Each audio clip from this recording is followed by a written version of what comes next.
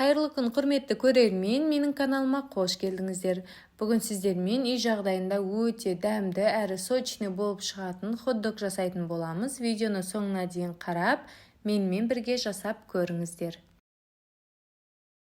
Ол үшін біз ең алдымен хот-догтың булочкасын жасап алатын боламыз. Қыздар, оны да өзіміз жасаймыз. Сол кезде өте керемет жұмсақ болып шығады.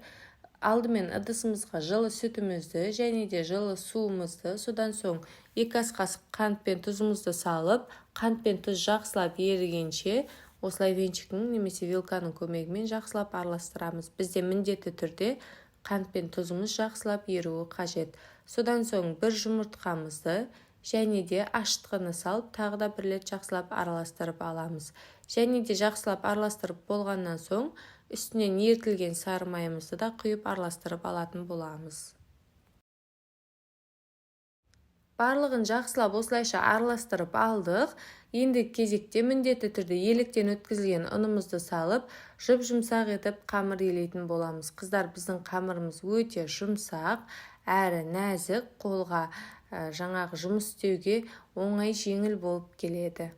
Осылайша ұнымыздың барлығын салып, жұмсақ етіп қамыр елеп аламыз.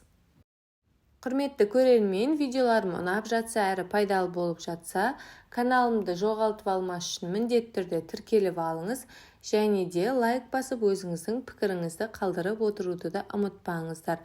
Каналыма кіріп, видеоларымды қарап шығыңыз, өзіңізге қажетті рецепт табатыныңызға сенімдімін. Осылайша қамырымызды жақсылап елеп болғаннан соң, үстінен осылай кішкене ғана сұйық май қосып, тағы да жақсылап иін қандырып елейтін боламыз. Қыздар, біздің қамырымыз өте жұмсақ, жұмыс істеуге ыңғайлы, өте нәзік, әдемі қамыр болып шығатын болады. Осылайша майды құйып болғаннан соң, жақсылап иін қандырып елейтін боламыз. Иі қанған қамыр бізде өте жақсы жұмыс істеуге жеңіл болып келеді. Және де осындай жұмсақ дайын болған қамырымыздың бетін жауып, жылы жерге көтерілгенше 1 сағатқа қалдыратын боламыз. Мінекей қыздар, біздің қамырымыз осылайша 1 сағаттың көлемінде көтеріліп дайын болды. Қолға жабыспайтын, жұмсақ, нәзік, жұмыс істеуге өте ыңғайлы әрі оңай қамыры дайын болады. Осылайша таразының көмегімен немесе көз мөлшерімен де бөліп алсаңыздар болады. Қыздар, мен осылай таразымен 100 граммнан бөліп шықтым. Сол кезде менде 10 дана хот-дог шықты. Егер де қаласаңыздар, көз мөлшерімен бөлсеңіздер де болады. Немесе кішірек етіп жасаймын десеңіздер, 70 граммнан бөлсеңіздер болады. Ол кезде кішкене кішірек болып шығады. Осылайша барлық қамырымызды бөліктерге бөліп шығатын боламыз.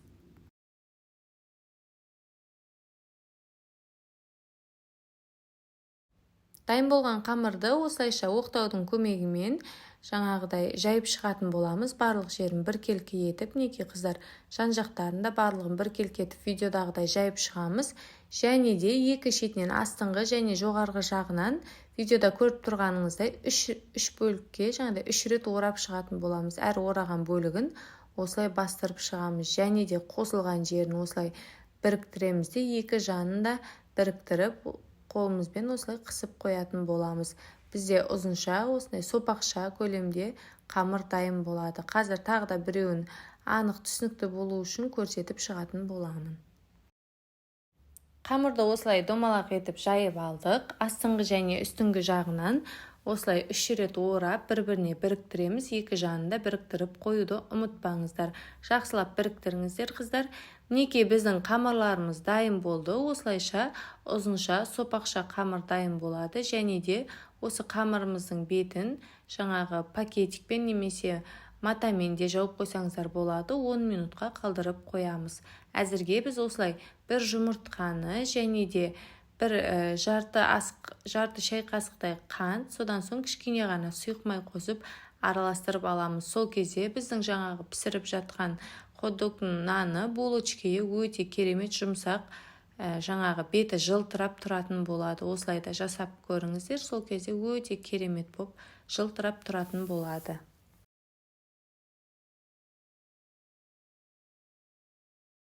Барлық қамырға осылайша жұмыртқаны жағып алдық. Және де қыздар, үстінен күнжіт сеуіп шығатын боламыз. Күнжітті қалауыңызша көп немесе аз етіп қоссаңыздар да болады. Және де міндетті түрде алдын ала қызып тұрған пеште 180 градуста 20-25 минутта пісіп шығатын болады.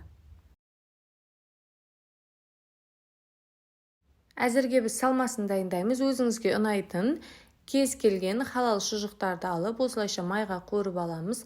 Майға қуырып алсаңыздар, осылай қаттырақ қызартып алсаңыздар, өте керемет дәмді болып шығады. Барлығын айналдыра отырып қуырып шығатын боламыз.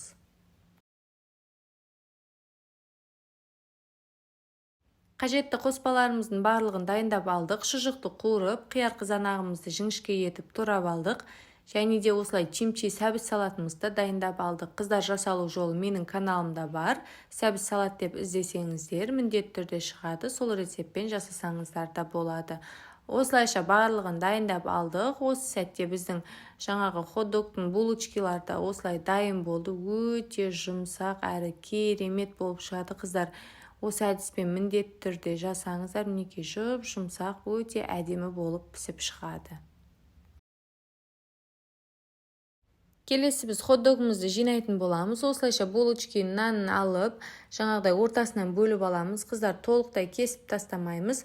Жаңағы астыңғы бөлігін қалдыратын боламыз. Бізге ортасы ашылса жеткілікті. Осылайша келесі кезекте кетчупымызды және майонезімізді сеуіп шығамыз. Қыздар, өзіміз үй жағдайында жасап жатқандықтан сочный болу үшін майонез бен кетчупты көбірек қосаңыздар да болады. Және де қыздар, ортасына осылайша жаңағы сәбізімізді саламыз. Осылай чимчи сәбіз салатымен және де жаңағы шұжығыңызды қойсаңыз хот-дог болып есептелінеді. Жанына қоятын қияр мен қызанақты қалауыңыз бойынша қоссаңыз да қоспасаңыздар да болады. Қыздар, бірақ міндетті түрде осылайынан қиярды да қызанақты да қосып жасап көріңіздер, өте керемет дәмді болып шығады. Соңынан осылай шұжығымызды қойып, үстінен кетчуп пен майонезімізді тағы да сеуіп шығатын боламыз. Қыздар, тағы да айтамын, көбірек етіп сеуіп қойыңыздар, сол кезде құрғақ болып қалмайды, сочный болып, өте дәмді болып шығатын болады. Мінекей, осымен біздің хот-догымыз дайын болды. Тағы да бір жасалу жолын көрсетіп кетейін. Осылайша булочкамызды ортасынан бөліп шығамыз. Толықтай астыңғы бөлігін кесіп тастамаймыз. Үстінен кетчуп майонезімізді құйып, жаңағы қажетті қоспаларымыздың барлығын кезекпен салып, үстінен қыздар міндетті түрде көбірек етіп құйыңыздар. Майонез бен кетчупын құйып шығамыз. Вуаля, біздің жаңағы хот-догтарымыз дайын. Мінекей қыздар, біздің хот-догтарымыз дайын болды. Өте керемет дәмді әрі сочный болып шығады. Міндетті түрде осы әдіспен де жасап көріңіздер. Сыртындағы наны да өте керемет жұмсақ әрі дәмді болып шығады. Сол үшін де менің рецептіммен жасап көріңіздер. Қыздар, видеоларым ұнап жатса лайк басып, каналымның дамуына өзіңіздің үлесіңізді қосып, әрі келесі видеоның шығуына мотивация болып, жаңағыдай пікіріңізді қалдырып отыруды ұмытпаңыздар. Баршаңызға рахмет.